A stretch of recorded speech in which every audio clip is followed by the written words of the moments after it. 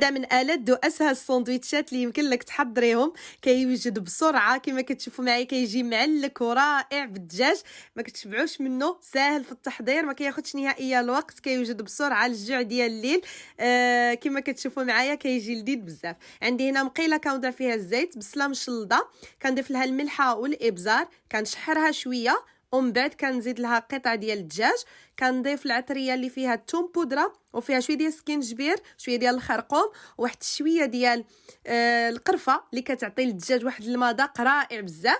صافي قليوه شويه حتى كيطيب، ومن بعد كيكون عندنا موجود كنجيب الخبز ديال التورتيه. صافي كندير المايونيز لتحت، وكندير الفرomاج محكوك، كنزيد القطع ديال الدجاج، كنضيف كذلك الكورنيش والزيتون مقطع، ونضيف كذلك الفرomاج. كنجيب واحد المقيله وكنسخن هذا الخبز حتى كيذوب الفرomاج، وكنقدمو كيجي رائع بزاف، ما تشبعوش منه.